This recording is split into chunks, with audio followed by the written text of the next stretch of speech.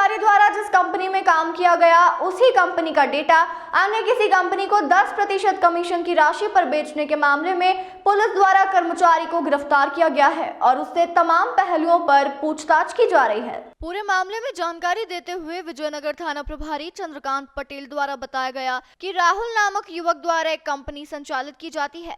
इन्हीं की कंपनी में अगस्त 2024 से हिमांशु मालवी नामक युवक को रखा गया था, जो कि कंपनी का डाटा जिसमें ग्राहकों के नंबर होते हैं वह अन्य किसी कंपनी को 10% कमीशन की राशि पर उपलब्ध कराता था।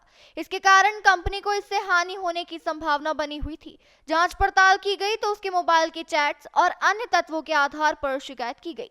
फिलहाल पुलिस युवक से पूछताछ कर रही है कि उसने कंपनी का डाटा किस किस को बेचा है। हाँ, अभी आज हम एक मामला पंजीबद्ध हुआ है जिसमें डाटा थेफ्ट रिगार्डिंग रिपोर्ट हुई थी। इसमें फरियादी राहुल कुमार जो डायरेक्टर हैं capital via fintech private limited, जो एनआरसी बिजनेस पार्क में इनकी कंपनी है, इसमें इनके ही कंपनी में कार्यरत रिलेशन एग्जीक्यूटिव है जिसका नाम है हिमांशु मालवी। इनने यहाँ आज रिपोर्ट की है कि हिमांशु मालवी इनकी कंपनी में डाटा चोरी करता था और इनके कॉम्पिटिटर कंपनियों को डाटा 10% कमीशन पर बेचता था, जिसकी जांच की गई और जांच में ये सही पाया गया कि ये कंपनी का जो गोपनीय डाटा है ये वहाँ से चुरा कर अदर कंपनियों को बेच रहा था, जिस पर साइबर एक्ट के धारा 72 के तहत और बाकी और BNSS की धाराओं में अपराध पंजीबद्ध किया गया है। आरोपी को गिरफ्तार किया गया है और इसमें और डिटेल में पूछताछ चल रही है। सर, कुछ बताया कि डाटा का उपयोग किस तरह से करते थे, किस धोखाधड़ी करने वाले या अन्य किसी को बेचने की बात सामने आई?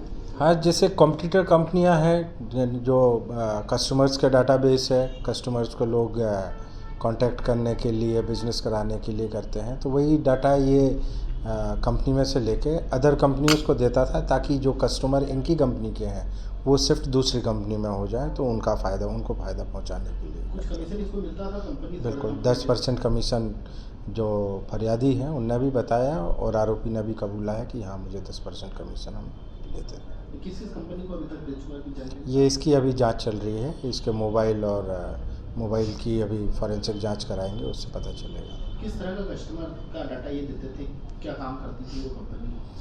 कंपनियां ऑनलाइन ट्रेडिंग स्टॉक्स में काम करती थी, जिसके जो कस्टमर्स के डाटा होते हैं कंपनियां अपने प्रचार प्रसार से, एडवर्टाइज से या वर्कशॉप्स करके इकट्ठा करती हैं, जो कि उनके लिए पूरी कंपनी उसी बेस पे चलती है। और यही जो मतलब उनका वैल्यूएबल डाटा है, ये जो आरोपी है उसको दूसरी कंपनियों को बेच रहा था।